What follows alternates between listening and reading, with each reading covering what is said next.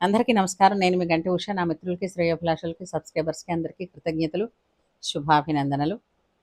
మనం కార్తీక మాస వ్రత మహత్యం గురించి స్కాంద పురాణాంతర్గతంగా బ్రహ్మర్షి వశిష్ఠుల వారు సాక్షాత్తు జనక మహారాజుల వారికి చెప్తున్నటువంటి ఆ విషయాలన్నిటినీ కూడా కార్తీక పురాణం రూపంలో మనం తెలుసుకుంటున్నాం. ఆ విధంగా ఇది 19వ రోజు, 19వ అధ్యాయం. కాబట్టి ఈ వీడియో చివరి దాకా చూడండి. అండ్ ప్లీజ్ ఇలాంటి వీడియోస్ అట్లాగే రాబోయే పురాణాలు కూడా మనం చెప్పుకుంటున్నాం కాబట్టి సూక్ష్మంలో తెలిసినంత మేర అందులో ఉండే కీ పాయింట్స్ చెప్పుకోగలుగుతాం కాబట్టి సబ్స్క్రైబ్ చేయండి. అట్లాగే ఈ వీడియోని మరికొంతమందితో షేర్ చేయండి. అలాగే లైక్ చేయడం మాత్రం మర్చిపోకండి. సరే, నిన్న 18వ అధ్యాయంలో నారద మహర్షుల వారు వశిష్ఠుల వారిని కలిసిన విష్ణుమూర్తిని కలిసినప్పుడు తనకి చెప్పారు ఆ భూలోకంలో మనుషులు ఏ విధంగా ఉన్నారు, కొంతమంది మాత్రమే భక్తితో ధర్మం ఆచరిస్తున్నారు, కొంతమంది భక్తిని విడిచిపెట్టారు, పూజాధికారులు విడిచిపెట్టారు, తినకూడనివి తింటున్నారు, చేయకూడని పనులు చేస్తున్నారు అని వీళ్ళందరూ తరించే మార్గం ఏది అని చెప్పినప్పుడు లక్ష్మీనారాయణులు సాక్షాత్తు భూమి మీదకి ఒక వృద్ధ బ్రాహ్మణ దంపతుల రూపంలో వచ్చి వాళ్ళు అన్నీ తిరుగుతూ అన్ని ప్రదేశాలు తిరుగుతూ తెలుసుకుంటూ ఉండగా కొంతమంది వారిని ఆదరించిన వాళ్ళు ఉన్నారు, కొంతమంది విసుక్కున్న వాళ్ళు ఉన్నారు, కొంతమంది ఎద్దేవా చేసిన వాళ్ళు ఉన్నారు. ఈ విధంగా ఉంటుండగా అవన్నీ విషయాలు తెలుసుకుని లక్ష్మీనారాయణులు ఇద్దరూ కూడా నైమిసారణ్యం చేరిన వెంటనే తమ యథారూపాన్ని పొంది మునులకు దర్శనమిచ్చేసరికి మునులందరూ కలిసి అతనికి పాద పూజలు చేసి అవిసె పువ్వుల రంగులో ఉన్నారని అవిసె పువ్వులతో పూజ చేసి అతనిని స్తుతించారు.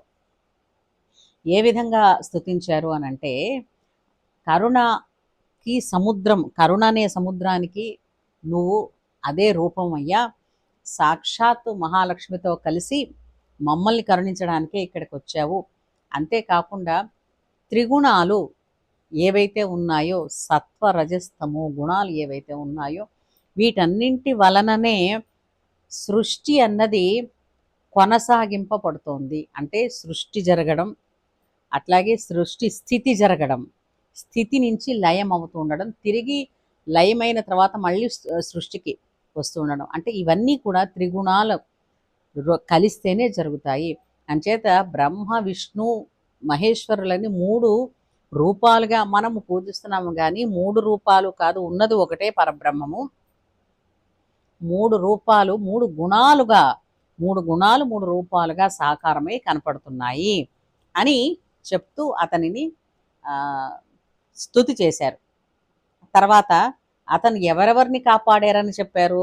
గజేంద్రుణ్ణి, ధ్రువుణ్ణి, ప్రహ్లాదుణ్ణి, మార్కండేయుణ్ణి, విభీషణుణ్ణి, ఉద్ధవుణ్ణి, ఇలా ముఖ్యమైనటువంటి భక్తులను కాపాడేవు స్వామి అని చెప్తూ కొన్ని ప్రత్యేకమైన నామాలతో అతనిని పూజించారు. కేశవ, నారాయణ, గోవింద, విష్ణు, జిష్ణు, మధుసూదన, దేవ, మహేష, మహాత్మ, త్రివిక్రమ, నిత్య రూప, వామన, శ్రీధర, హృషికేశ, పద్మనాభ, దామోదర, సంకర్షణ, నీకు వందనములు అని అతనిని స్తుతి చేశారు. ఎప్పుడైతే అలా స్తుతి చేశారో వెంటనే విష్ణుమూర్తి చాలా ప్రసన్నుడై సంతోషించి తనని అడిగాడు. ఎవరు ఈ స్తుతి చేశారు? ఆ జ్ఞానసిద్ధుడనేటటువంటి ఆ మహర్షి చేయగానే అతను, నీ స్తోత్రంతో ప్రసన్నమైనది వరమిస్తాను కోరుకో అని విష్ణు అంటే, గోవింద నాయందు దయ ఉన్న ఎడల నీ స్థానం నాకు ఇయ్యని అడిగారట. దీని గురించి వేరే మళ్ళా పురాణంలో వెతకాలి. ఇంతకంటే వేరే ఏ ఇతర వరము కోరను అని అనగానే భగవంతుడు ఇట్లన్నాడు, ఓ జ్ఞానసిద్ధ, నీవు కోరినట్లు అవుతుంది. ఇంకో మాట చెప్తాను విందు. లోకంలో దురాచారవంతులై ఉన్నారన్నావు, బుద్ధిహీనులై కొంతమంది ఉన్నారు, వారి పాపాలను నశించి ముక్తి కలిగే ఉపాయం చెప్తాను విను అని అక్కడ ఉన్నటువంటి ముని సమూహాన్ని చూసి అందరినీ కూడా నేను చెప్పే మాటలు వినండి, ఇవి మీకు అందరు ప్రాణులకు కూడా సుఖదాయకం అని చెప్తూ ఏమన్నారు? చాతుర్మాస్య వ్రతం గురించి ఆయన చెప్పారు.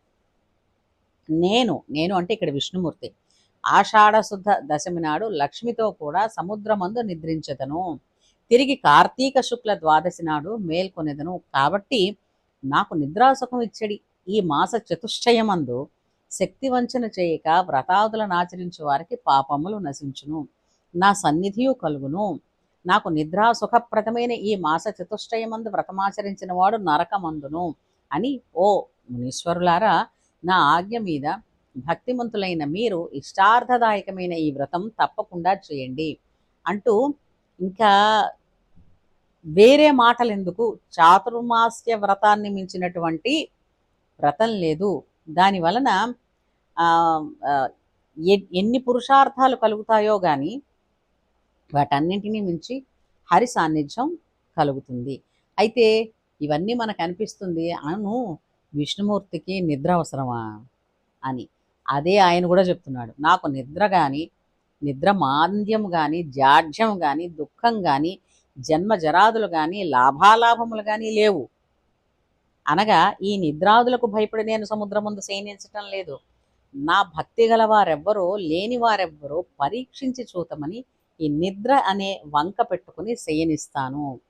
కాబట్టి నా ఆజ్ఞను అనుసరించి నాకు ఇష్టమైన ఈ చాతుర్మాస్య వ్రతమును చేయండి. లేనివారు చేసిన వారు విగత పాపులగుదురు. అంటే పాపాన్ని పోగొట్టుకోవాలంటే చాతుర్మాస్య వ్రతం చేయండి అని సాక్షాత్ విష్ణుమూర్తి చెప్తున్నారు. అలాగే ఈ జ్ఞానసిద్ధుడు చేసిన స్తోత్రం ఏదైతే ఉందో, నీచే చేయబడిన ఈ స్తోత్రమును నిత్యము త్రికాలములందు పఠించు వారికి నా భక్తి స్థిరమై అంతమందు నా లోకము చేరి సుఖింతురు అని ఇట్లా చెప్పి, లక్ష్మితో కూడా ఆషాఢ శుద్ధ దశమి నాడు పాల సముద్రమందు నిద్రించుట కొరకు వెళ్ళి ఆదిశేషుని తల్పమందు శయనించెను. అప్పుడు ఈ విషయమంతా నారద లక్ష్మీనారాయణుల విష్ణుమూర్తి తాలూకు సంవాదం గురించి ఎవరు చెప్తున్నారు? ఈ దీపస్తంభంలోంచి ఉద్భవించినటువంటి ఉద్భూత పురుషుడికి ఆంగీరస మహర్షి చెప్తున్నారు కదా. ఈ విధంగా చెప్పి ఆంగీరసుడు, చూసావా, చాతుర్మాస్య ఫలం నువ్వు అడిగావు, ఇదిగో సాక్షాత్తు నారాయణుడే నైమిసారణ్యంలో మునీశ్వరులందరికీ చెప్పినటువంటి చాతుర్మాస్య ఫలము అని చెప్తూ, ఇది ఎవరెవరు చేయొచ్చును అని చెప్తూ 4 వర్ణముల వారు చేయొచ్చును. బ్రాహ్మణ, క్షత్రియ, వైశ్య, శూద్ర, స్త్రీలు, యతులు, ఇతరులందరూ ఈ వ్రతమును విష్ణు ప్రీతి కొరకై చేయవలెను అంటే ఇంకా అందులో ఇంకా వివరంగా చెప్తున్నారు. ఈ చాతుర్మాస్య వ్రతమును పుణ్యస్త్రీ కానీ, విధవ కానీ, సన్యాసి కానీ తప్పక చేయవలను. మోహము చేత చాతుర్మాస్య వ్రతము చేయకుండానే ఎడల శుచిత్వము లేక బ్రహ్మహత్య పాపమును పొందుదురు. మనోవాక్కాయములను శుద్ధము చేసుకుని చాతుర్మాస్యమునందు హరిని పూజించిన వాడు ధన్యుడగును అని చెబుతూ, ఈ విధముగా చాతుర్మాస్య వ్రతం ఆచరించండి, చేస్తే 100 యజ్ఞములు చేసిన ఫలము పొందుతారు, విష్ణులోకాన్ని కూడా చేరతారు అని విష్ణుమూర్తి వారికి చెప్పిన మాటల్ని ఆంగిరసుల వారు ఉద్భూత పురుషుడికి చెప్పారు. సో ఆ విధంగా మునులందరూ కూడా చాతుర్మాస్య వ్రతముని ఆచరించి అంత్యమున వైకుంఠ లోకానికి వెళ్ళారు అని చెప్పి ఈ 19వ అధ్యాయం కార్తీక పురాణంలో చెప్పబడి ఉంది.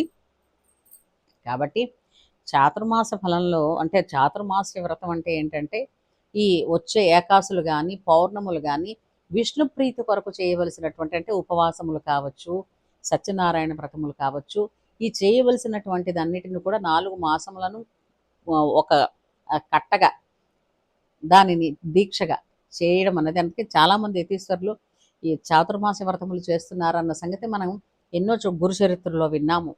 అట్లాగే ఇప్పటి కాలంలో మనకి సిద్ధేశ్వరానంద భారతి మహాస్వాముల వారు కూడా ఈ చాతుర్మాస దీక్ష చేస్తారన్న సంగతి మనం వింటూ ఉన్నదే. కాబట్టి ఈ దీక్షలు ఎప్పుడూ కూడా మనస్సుని శుచి చేసి సత్వగుణాన్ని పెంపొందించి సిద్ధ సంకల్పులుగా చేస్తుంది.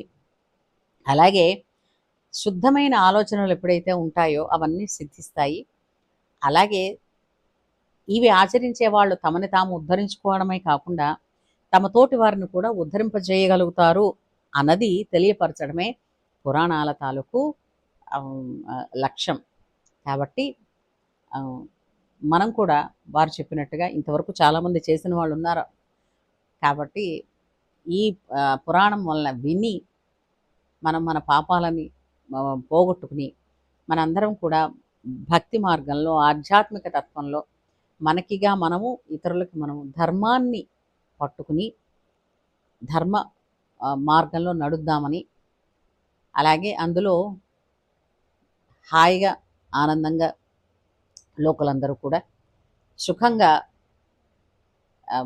కాలం గడపాలని చెప్పి, భగవత్ కృపని పొందాలని చెప్పి ఆశిస్తూ, ఆకాంక్షిస్తూ ఉంటాను. మరి నమస్కారం.